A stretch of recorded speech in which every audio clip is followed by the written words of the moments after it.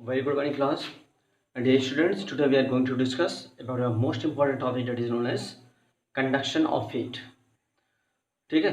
So conduction of heat में बेटा हमें पढ़ना जो है, ठीक है, यानी हीट ट्रांसफर एक्चुअल में इसका नाम है. तो हीट जो ट्रांसफर होती है उसके 3 मेथड्स हैं. पहला है कंडक्शन, दूसरा है कन्वेक्शन और तीसरा है radiations.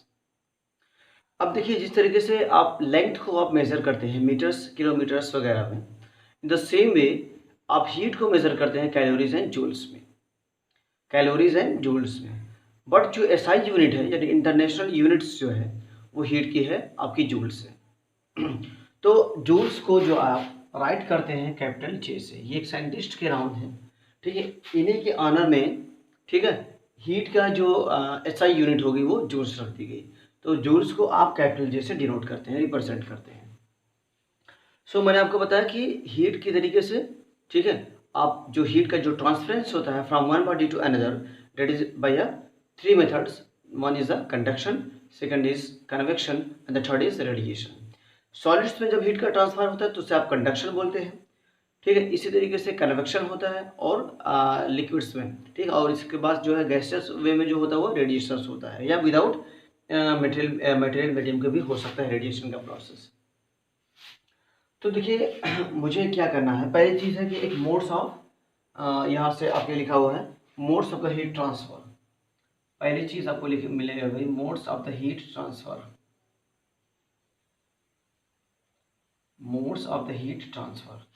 So modes of the heat transfer में आपको ये समझ रहा है कि बेटा आपके एक हीट का जो ट्रांसफर होगा from hotter body to colder body होता है, ठीक है. तो एक रीजन से दूसरे रीजन में जो हीट का ट्रांसफर होगा किसी भी मेथड से, either by the conduction, convection और द रेडिएशन, उसी को बोलेंगे आप modes of the heat transfer, ठीक है. तो the transference of heat from one region to another, ठीक है, by any means of the method that is called जो है modes of the heat transfer. अब अगर बेटा हम कंडक्शन की बात करें, ठीक है, कंडक्शन ऑफ हीट जो कि मेन टॉपिक है, तो कंडक्शन ऑफ हीट जो होता है ये बेसिकली सॉलिड्स में यूज होता है, ठीक है.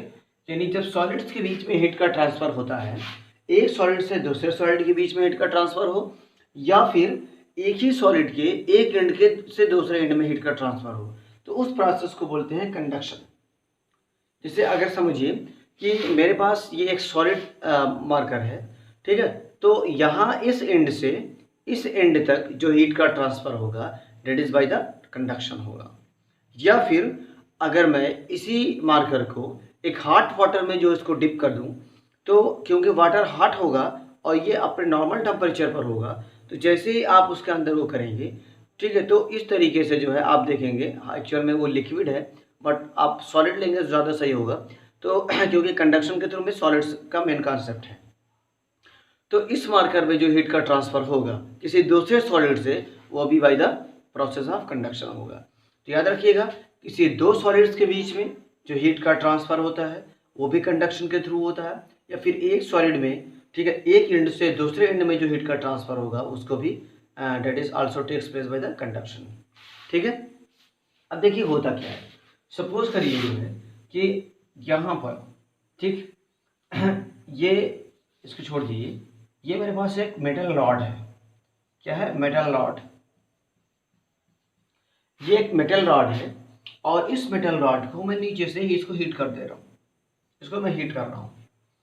तो फर्स्ट ऑफ ऑल जहाँ पर जस्ट मैं नीचे इसके आपको हीट प्रोवाइड कर रहा हूँ, तो ये वाला जो पोर्शन होगा वो हीट हो जाएगा. जब ये हीट होगा तो ये क्या करेगा, अपनी पोजीशन में वाइब्रेट करेगा, अप एंड डाउन के तरीके से मूव करेगा, मोशन करेगा, वाइब्रेट करेगा. जब ये वाइब्रेट करेगा तो क्या करेगा, ये अपने नेबरिंग पार्टिकल्स को भी वाइब्रेट कराएगा.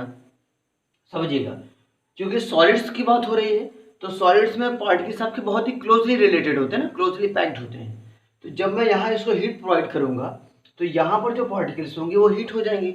जब ये हीट हो जाएंगे तो इसका मतलब इनके पास ज़्यादा एनर्जी आ गई, और जब ज़्यादा एनर्जी आएगी तो ये वाइब्रेट करना स्टार्ट कर देंगे. और जब ये वाइब्रेट करेंगे तो ये क्या करेंगे, अपने नेबरिंग पार्टिकल्स को अपनी एनर्जी ट्रांसफर करेंगे. इस तरीके से ये जब हीट होंगे तो अपने नेबरिंग पार्टिकल्स को हीट कर देंगे. इस तरीके से ये भी हीट हो जाएंगे. जब ये हीट हो जाएंगे तो फिर ये इनको अब जो एनर्जी ट्रांसफर कर देंगे. इन द सेम वे ये प्रोसेस आगे बढ़ता हुआ चले जाएगा।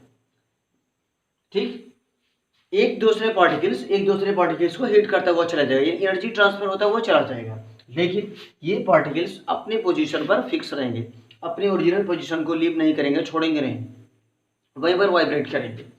इन द सेम वे ये लास्ट पॉइंट जो आपका पार्टिकल्स होगा, यहाँ आप हीट प्रोवाइड करेंगे, धीरे धीरे हीट करते करते यहाँ तक पहुँच जाएगा।